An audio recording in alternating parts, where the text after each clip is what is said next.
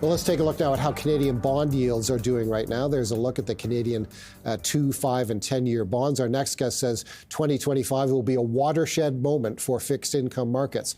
Let's bring in Etienne Bordeleau-Labrecque, fixed income portfolio manager at Ninepoint Partners. And as you can see, he's joining Ryan and I right here in the studio. Thanks for coming in. My pleasure. Thanks, Paul. What makes 2025 a watershed market for fixed income? Well, I think it's really interesting to watch how it's evolved. You know, last year, or actually this year, if we're thinking about 2024, we were stuck at terminal rate for a while, and then we started to see the rate cut cycle start. And up until very recently, it felt like Canada, the U.S., Europe, all the large central banks were going to start their rate cut cycle and more or less go in the same direction. Right. But over the last few months, we've had the U.S. election, we've had stickier inflation numbers in the U.S., whereas in Canada, inflation continues to be pretty well behaved and still continues to grind lower, now under target. So starting to see this, what we call in our fixed income outlook for next year, this policy divergence. So Canada, China, Europe, everybody's cutting rates because the economy is slowing down. Whereas in the U.S., inflation is more or less stuck around 3%. Services inflation is still elevated. The economy is stronger. GDP growth in the U.S. has been really strong. The Fed probably this afternoon will revise higher their estimates for GDP growth next year and probably their estimates for inflation. So that means the Fed stays higher for longer, potentially, and the rest of the world goes in the other direction. So that means interest rates diverge, and that creates opportunities for bond managers like myself. How important is today's announcement from the Fed in terms of that narrative? I think that the dot plot is really where where it's going to be the most interesting. I think pretty much everybody agrees on them cutting 25 basis points, but the messaging we've had from everybody, including the Fed leadership over the last several weeks, has been that they can take their time, they can be patient. So to me, that means fewer rate cuts next year, probably 2 rate cuts next year. They probably skip January, and then we'll see where it goes. And then if Trump introduces the tariffs that he's been talking about, they'll have to assess what the impact of this is on inflation. They might want to delay rate cuts even further. Okay. So really a key theme for you is this divergence, right? That the U.S. is holding up strong, other countries and central banks are cutting. The follow-up question is, how do you play this? How do you profit from this? I'm assuming, say, Canadian and outside of U.S. is areas you see better value and more upside? Yeah, so if you think about the whole yield curve, from 0 years to all the way to 30 years, the central banks really have much more control on 0 to 5 years. Beyond that, it's driven by other considerations. So 10, 30-year bond yields tend to move more with global considerations, risk-off moves, and if the U.S. goes forward with some of their fiscal plans, perhaps higher bond yields globally at the long end because of their fiscal spending plans. So really, we think for those central banks that are cutting rates, those economies where they're cutting rates, you want to be in the front end, so 0 to 5 years. Okay. Credit spreads are still very tight. They're the tightest they've been ever. So there's not a whole lot more upside from credit, so we've been avoiding high yield, things like that. There's still more yield because you're picking up a little bit more over government bonds. Okay. But stay defensive in the 1, 2, 3 year corporate bonds, higher quality companies, and then just wait for the BOC to cut rates. We think they'll probably cut rates all the way down to 2% next year. Okay. Whereas the market's only at 2 3/4. So I think there's more upside from that. And buy their time and wait for a time where credit spreads widen again, and then we can take more credit risk in our funds. Okay. What is your view on Donald Trump and how he may change the landscape? Ryan has offered his views on the impact of Donald Trump in the equity markets. What are the consequences, do you think, on things like tariffs, corporate tax cuts, economic growth, and the U.S.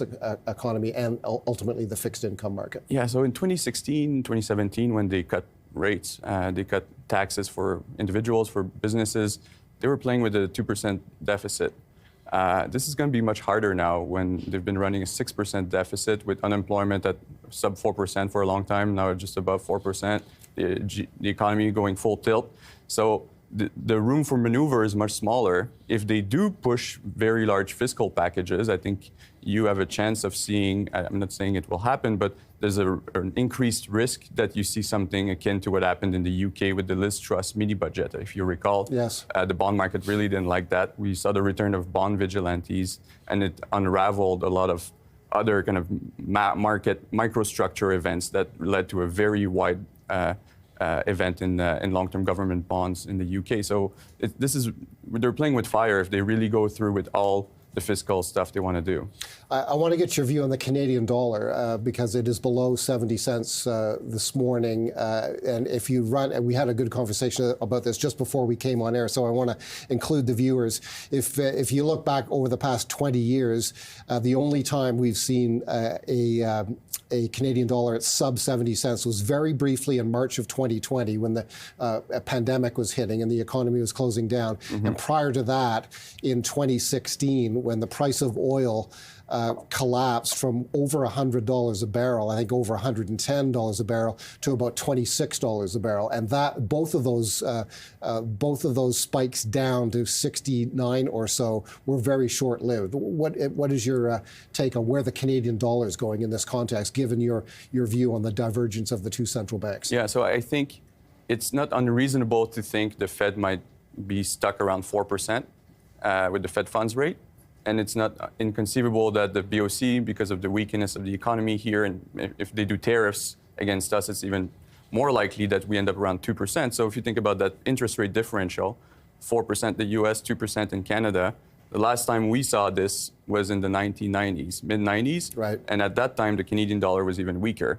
So in my mind, interest rate differentials is really what drives the currencies over the medium to long term. And that's why we think that there's more weakness to come in the Canadian dollar. So this is kind of the consensus view right now, is the Canadian dollar is going to keep going down. Many of the economic houses at the big banks are calling for this, and I see it, the interest rate differential. We know those charts in relationship. I have a bit of a contrarian view. I think in the back half, the Canadian dollar is going to start to pick up a little bit. I think it's going to surprise people. I think you're right. Short term, clearly bearish. Part of the thinking is if the dollar keeps going down, imports are going to become more expensive. So part of the thinking is maybe inflation comes back. Yeah. Maybe the Bank of Canada has to back away from the cuts, maybe even start talking about hikes, and then that divergence starts to maybe come back in. So what is your view of that, maybe kind of breaking it up kind of first and second half? Do you think that ultimately recovers, or is it kind of doomed here for the next year or two? Well, there's a really interesting article that some researchers at the Bank of Canada put up. That was about 10 years ago, during the 2015-2016 episode when the loonie depreciated a lot. And they looked at the pass-through of the currency to inflation. And it's not very much. Okay. So yes, there will be an impact, but this gets diffused through many channels. And it's available on their website. I think it's in 2015. Really interesting article where they decompose the effects, and it's not that much. So for a 10% decrease in the Canadian dollar, they found that there's around a 20 basis point increase in CPI. So it's a smaller factor. The other things, the economic hit, our economy doing worse, things like that. Think about investment in this country. It's been weak already for the last year and a half. And you look at the Bank of Canada Business Outlook survey prior to the election, it was not looking good. Now you have the uncertainty of tariffs and trade wars. I don't know a lot of businesses that want to invest a lot of money in these circumstances. So that will keep a lid on the economy, and that's why we are where we are in terms of expectations for the BOC to cut around 2% next year. I'll have to check out that report. That's a great conversation. Thank you, Etienne, very much for stopping by.